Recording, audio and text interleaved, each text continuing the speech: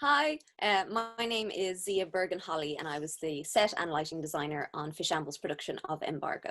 The set design for Embargo started, so I had a conversation with the director and the writer. So Maisie Lee directed the show and Deirdre Kinahan was the writer.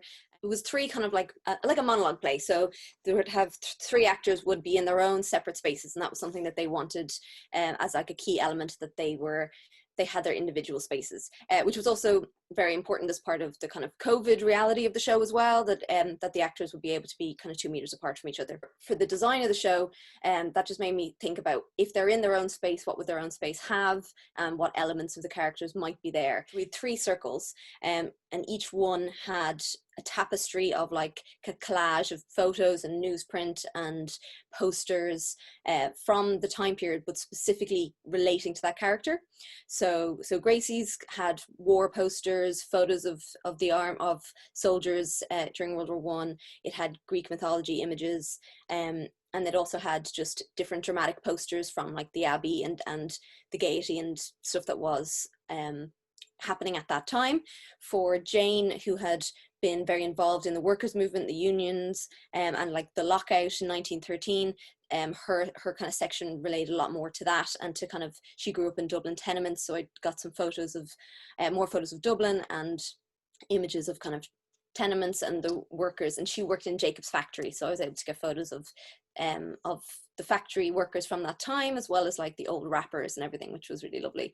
And then Jack he's the youngest, so he hasn't really experienced as many kind of historic moments yet, but he's now living in the kind of War of Independence, and he's a Sinn Féin member and an IRA member, and so his area is much more specific to the War of Independence itself. This back image of kind of the papers all rising up into one kind of feature connects all elements from all three areas, and it's supposed to represent a number of different elements.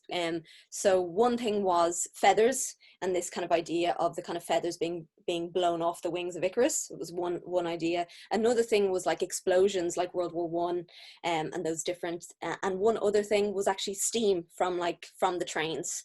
So it's supposed to kind of reference a number of different elements that work within the play and kind of tie them all together for when there's a big moment talking about Jim Larkin, and we've got Jane standing at the top of the crates, and it's great to just be able to give this epic feeling to that moment. And also then it's just moments in history, fragments. So one big thing about the show is that this is ghosts telling you history. So there's this element of just having those elements kind of in the ether that I really liked the idea of. As the lighting designer, at the same time, what's really nice about that is I can plan how these items will look and behave through the show as well.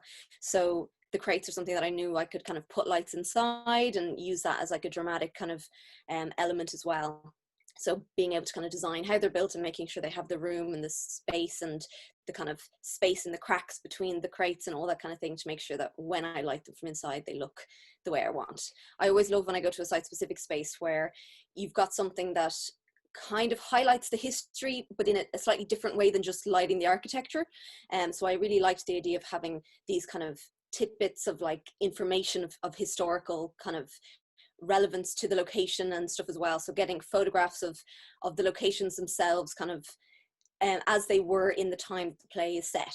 So I found some lovely old photos of Connie Station, called Amiens Street Station at the time. So having photos of the train station as it looked in kind of 1918, 1919, 1920, having photos from that time is lovely. And I kind of had hoped originally, when the show was supposed to have audience live, that the audience would be able to kind of walk past the set or over the set and see these little details and elements, and just be able to take in a slightly richer kind of tapestry of the time period. The spaces themselves were both very different, but both had this lovely kind of brickwork to them, as well as like big windows as features. So it was nice to be able to kind of work that in. In the end, we only ended up using the pump house, but it is a beautiful room, and there's so much like that is naturally added to the design to the set by having just this stunning old building. And there was beautiful, like a huge chain hoist kind of hook in the room that I was able to light. And I love, for site specific things, being able to highlight the room itself, like doing that bit of kind of architectural lighting as well, to just, because one of the beauties of site specific is seeing a space that you wouldn't normally get to see.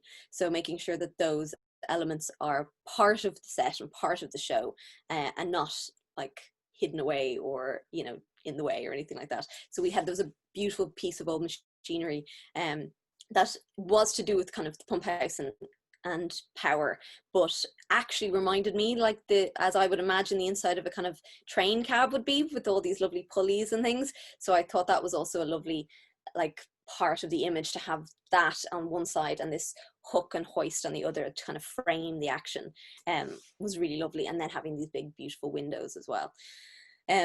So yeah, having that element of just a space that's giving you a richness to begin with, and then being able to kind of add to it and make sure you're not taking away from it, is obviously a key part of kind of site specific design.